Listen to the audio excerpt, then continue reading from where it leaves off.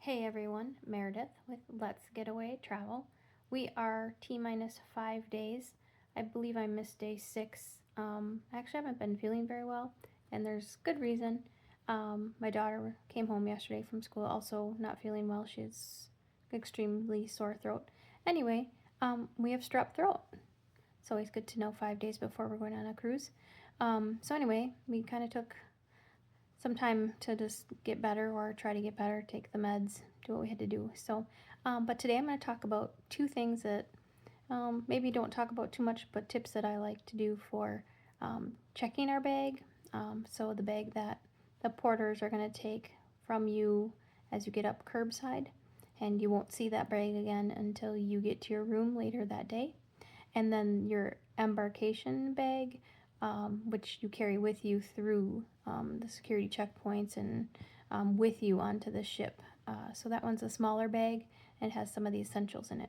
So in your checked bag, a couple of things that I have learned that I like to do. First of all, on your checked bag, if you do not have your identification as to if the bag gets lost or doesn't arrive even to the airport correctly, from airport to airport, on the outside of the bag, put a luggage tag. But my tip is turn the luggage tag with all of your contact information to the inside, and then on the side that's facing out, I wrote on ours Polar Family, and then C reverse for contact info. So if somebody wants to take the time, and they should if it's a lost bag, to figure out whose lost bag it is, that's something that I do. But I feel like our contact information for everybody to read in the airport, going around the carousel, something happens, we don't make it to baggage claim. I just don't want that out there. And then we don't air tag. I'm an Android user, so we don't have that capability. And so I don't have that lights on, or contact information on my bag at all times. So that's the first thing, is one of my, I guess, security tips, if you want to say that. Inside the bag that you're checking and going onto the cruise ship, I make copies of birth certificates, driver's license, passports, and put them in that bag. Because if something happens, we lose a very important bag, wallet. Don't ask me, I'll tell you a story about my husband losing his wallet one time. We have another set of documents, and they're not ideal documents, but they have the numbers that we would need in an emergency to get things replaced and get us out of a foreign country per se, if that would ever happen. So I didn't used to do this. I used to be like, psh, that'll never happen to me.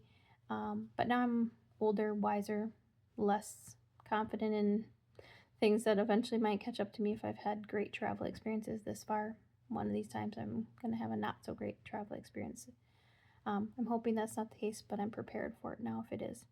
And then I think inside that bag, if that outside luggage tag gets ripped off, also have a contact information. So I have business cards. I would put a business card in there. So even if people didn't think, like, hey, this is the business owner's bag, they would think, oh, since I'm a travel agent, they might be like, oh, this is this person's travel agent. I'll reach out to them. So, but if you have, a small piece of paper, an index card, and you write your contact information in it and put it in your bag, that will work. Okay, so that's the checked bag. And again, like I said, you bring that ship side the day you're embarking. You hand that over to the porter, give the porter a couple dollars per bag to get those bags onto the racks and then onto the ship. They handle a lot of luggage, and by the way, they are a plethora of information. So if you ask them a question like, which is the fastest line, where's the bathroom, where's a water fountain, they know it all. They work there 7 days a week and are there on the ground for everything. So that's my tips about that. So in your embarkation bag, so this is where you need to keep copies or the real deal of everything. So your passport, your driver's license, and your birth certificates. So obviously our driver's license are in our wallets. but make sure your wallet's in the embarkation bag and doesn't get somehow put in the checked bag. Strange things have happened. People move things all the time when you're on vacation. It's not normal. So it's a double check. So make sure your wallet or purse doesn't end up in the checked bag. Your boarding passes.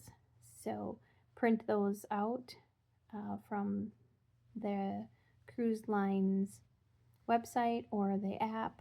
Some apps maybe can do them online, but I still print everything because what if you don't have a charger? What if your phone is dead? Like, I'm a what if kind of girl apparently now in my ripe old age. So I like to have all that kind of in hand, and if I don't need it, that's great, but I have it if I need it kind of thing. Okay. And then also, I guess, before you put your bags port side, the checked bags, I'll go back a minute. You have to put the luggage tags or your room tags, I guess I would call them, for the ship on your bags. So in your embarkation bag or in documents folder, sometimes I have a plastic folder I use, you need to have your luggage tags or copies of your luggage tags printed and ready to be applied to your bag when you get port side. I brought tape. I'm kind of a weirdo because I tape them on with like shipping tape. So I just brought a roll of shipping tape. It's whatever, 22, grams or 4 ounces. I don't know how much it weighs, but it's just something small, and it makes me feel better that I don't have to rely on someone having tape or a stapler. That they've used staplers, I guess, at portside too. So I don't know, bring a tape or stapler, I guess, but I'm more in the tape realm than a stapler realm because then they'll staple your luggage tags on so they know where to deliver your checked bags. So that would be also in my embarkation bag. And then printouts and copies of anything maybe you've had conversations with your travel agent or cruise line about, whether that's excursions, whether that's cash, cruise cash, or gift cards, or things being credited to your onboard account.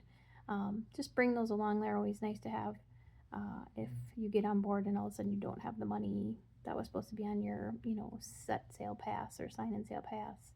I think that's also good to have. So it's 5 days to our cruise. We leave 2 days to get on our plane to go to Florida. So we're spending 3 days there first. It's snowing outside today. We're in a winter storm warning, advisory, watch. We did it all. We went through all phases. School activities got canceled after school today. So we are definitely going to enjoy getting on the plane Friday morning with snow on the ground and saying goodbye to beautiful Wisconsin in mid-March. Actually, tomorrow is the first day of spring. It's not going to look like the first day of spring for us here. So that's all I have. But let me know if there's any questions. If I said anything that doesn't make sense, let me know, and I'll be happy to help you out. All right, it's Meredith with Let's Get Away Travel. I'll see you tomorrow for T-4 days, and hopefully some of the snow melted by then. Thanks. Bye.